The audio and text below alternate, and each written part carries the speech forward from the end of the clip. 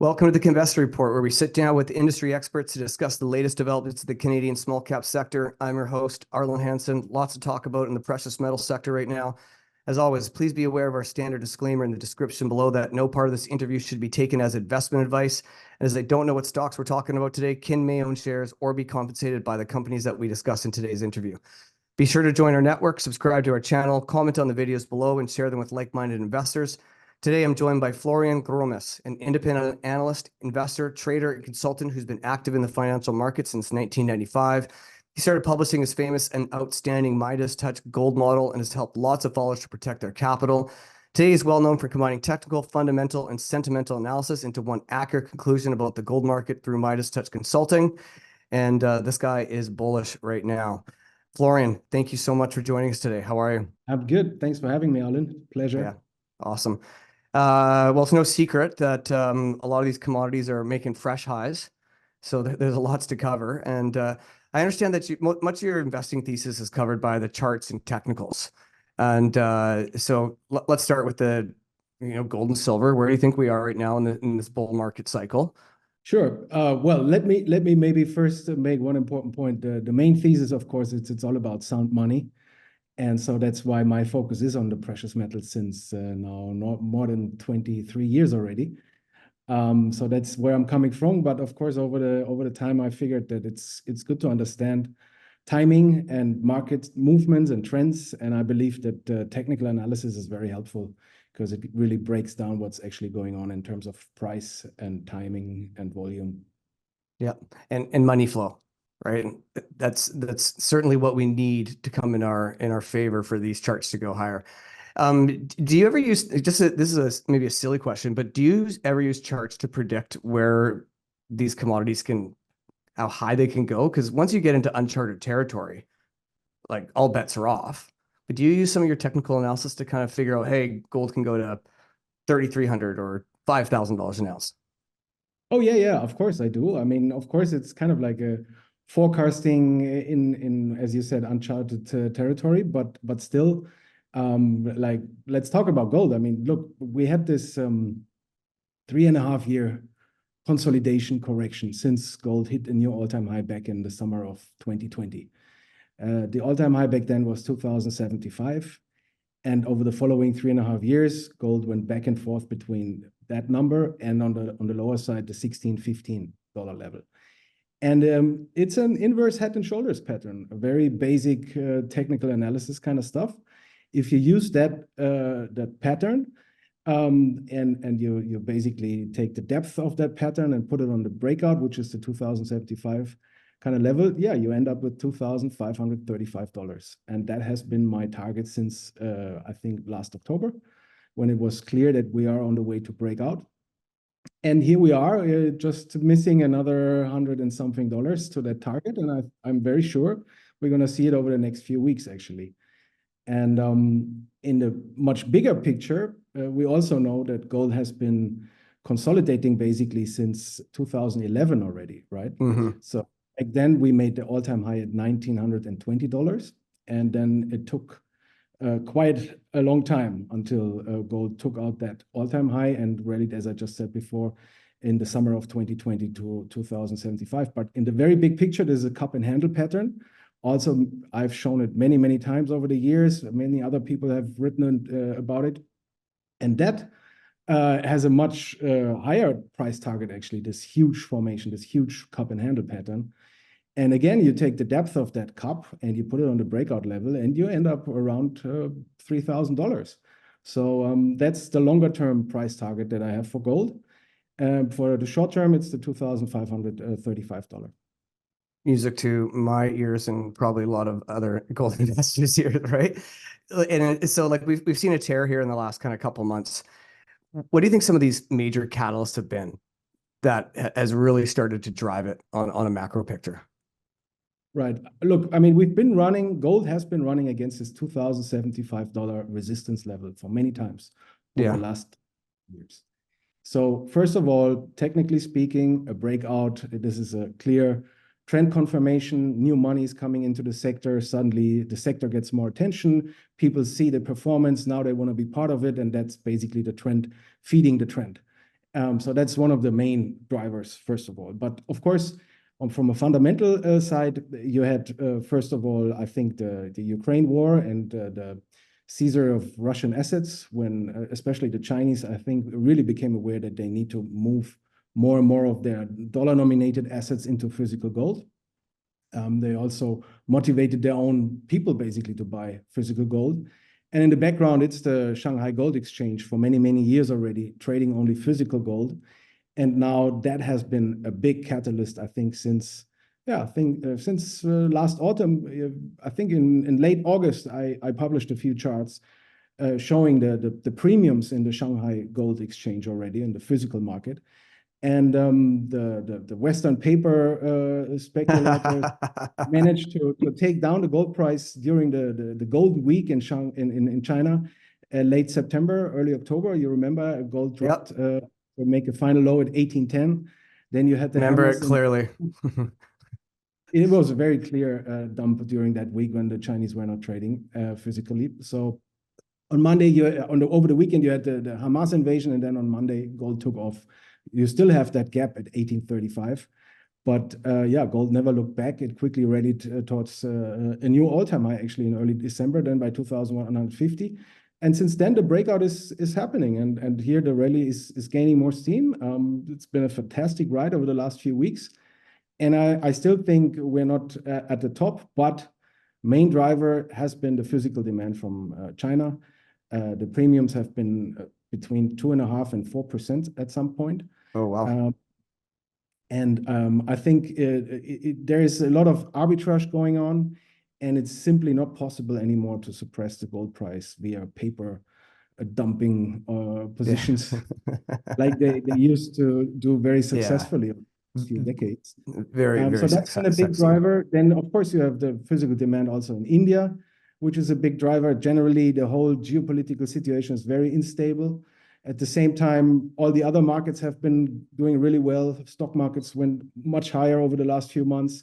Bitcoin has done really well. So there's more and more money in the system looking for opportunities. And so at some point, I think this money also figured like, hey, what's been lagging? It's the gold price. So that, and then of course, I mean, we still have a very high inflationary environment. And that's also always been a good way to protect yourself against this by buying physical gold. So I think a lot of factors coming together here. Personally, the main thing is you get a breakout, and basically that attracts new the money flow starts coming in. Yeah, and the generalist capital starts coming in, and that's a lot of capital entering a pretty small market, right? So, and so how has the price of gold been correlating with the equity market and the gold equity stocks, like the majors and the mid tiers, and how does that money flow enter the market? Like, do you think they buy the majors first, and once those have a big run, then they start entering the mid tiers, and then once those have a big, it starts flowing into the junior market? Is that what you typically see? That's what you typically see, and that's mainly, or let's say basically still one of the caveats. The mining stocks are still massively lagging, right? And you've been seeing gold running ahead. Now silver is starting to catch up. Many of the mining stocks have not done much or just very little, or are way below their 2011 highs, for example, while gold is up a few $100 in comparison to that all-time high from 2011. And I think this will take more time. I think generally speaking, the market is still not really trusting the breakout in gold. So that's what I've seen personally over the last few months and weeks, like many times people questioning like, why suddenly is gold breaking out? For me, it was clear because the charts were showing it very clearly. But I think the mining stocks still lagging that kind of money flow. It's slowly coming in. And I think once you're going to see the numbers coming out for the first quarter, probably, many more people will realize like, wow, I mean, at $2,300 gold, these big mining companies making actually really big money. So that probably still takes a little bit. I assume that this lag in the mining stocks, they will catch up at some point, but probably not immediately and massively over the next few days and weeks. because I think, as I said, 2,535, that's my target for gold. And after that, I believe we're going to get a pullback, and that will again hurt also the mining stocks. But once gold tested that breakout around $2,100, maybe later in the summer or later this year, and then really starts the rally towards $3,000, I think at that point, the mining stocks will really catch up and actually be on fire. Yeah, my experience suggests that the equities don't often run on a gold price breakout. They wait for that pullback, that test, and once it holds and tests that, then they start believing that those levels are going to be good, and then they start gobbling these stocks up. So that makes sense to me. So silver always seems to be a little bit of a lagger with gold too, right? It's certainly the case this time. Do you ever see that decoupling where maybe, industrial demand or solar demand or clean energy demand for silver really starts creating a much truer supply demand fundamental for silver, and it decouples from that, just following being gold's ugly sister? Or I think it's prettier, but you know what I mean? Yeah, I mean, silver usually always follows gold, and only in the last inning of a rally, and also in if you zoom out in the bigger picture, in the last inning of a bull market, it really shows up to the party and is doing its own thing. And that's exactly what I actually expect over the next few weeks. So we've seen already the last 1-2 weeks more and more that silver showed up with strength while gold was going sideways or having a little bit of a pullback. And that actually is already a warning signal, because usually at the end of a move in the sector, silver shows up to the party. And so that is somehow also not immediately a sell signal, but it's a warning signal that this move is actually coming to its end in the next few weeks, probably. And that would fit well together with the seasonal pattern in gold, where you usually have a top somewhere between late February and early May. So this year, it looks like it could be the first 2 weeks of May, probably. So if we would get to that 2,535 in early May, and at the same time, silver going above $30, maybe even rallying hard until, let's say, $35, that would be a warning signal that in the short term, this rally is coming to an end, and that we're going to get that pullback back to the $2,100 level in gold. And if you remember the last bull market between 2001 and 2011, most of the time silver has been following. Only in the last inning of all these rallies, it did its own thing. And then in 2010, for the last, let's say, 1 year of that 10-year bull market, silver really went nuts, and it went from $17 to $50 on its own. It didn't really care anymore about what gold was doing. And something similar like this will probably happening over the coming years at some point, but I don't think that we're there yet at the moment. Yeah, I totally agree with you on that. So you talked about like a 10-year bull market in gold from like 2001 to 2011. Where do you think we are at now in our bull market for gold? Are we in inning 1? Are we in inning 4? Do you think this is just the true beginning of a bull market, like a multi-year bull market? What stage do you think, or should we start thinking about paring back positions in these runs, right, just to protect our wealth? Well, I would not sell any physical position, even though gold might have a pullback of $300-400 somewhere between May and, let's say, September. But of course, your mining stocks will get hurt, and any leveraged long position is in severe danger during such a pullback. Yeah. So that means for me, I've been only trading long the last few months. But once we get to those numbers, and I have more signals on the table confirming that we probably see a short-term top, I will only do short trading in the gold market. And I will definitely also scale back on my mining stocks, because generally speaking, also during the summer, you don't really need to be fully invested, whatever market you are in. So typically the stocks are the old saying, sell in May and go away, but don't forget to come back in September. So I think very generally speaking, that's still a good rule. So you don't need to be fully invested over the summer, and especially also in the mining stocks, usually you don't need to. So I would definitely scale back on the more speculative positions, yes. Yeah. Okay. So speaking of owning physical, like what's your portfolio breakdown mix? Like what percentage physical, what percentage ETFs, what percentage producers? If you can share that with with us. Oh, so the main position, of course, is physical gold and silver, and it's roughly speaking 25%. Okay. I don't do any ETFs. I don't believe in ETFs. I, I want to have direct ownership of the stocks. Yeah. So I have a mining stock portfolio, of course, and I have been more focusing on the let's say the mid to larger producers, because my thinking was that they would do well in an uptrend in gold, while the more smaller juniors, explorers, the more speculative ones, of course, they can rally a few 100% within a few weeks. But then again, it's hard to find the right ones because there's so many out there. And usually they come a bit later. So at some point, the big mining companies will go on a buying spree. They're making good money now. And I think that will then really kick off the rally in those smaller mining stocks. And I don't think that we are there yet. And so far, it's actually challenging to find a lot of stocks that have gone up more than 100, 150% over the last few months. There are a few, but most of the stocks have done something between 20 and 60%, I think. So you didn't miss out a lot so far.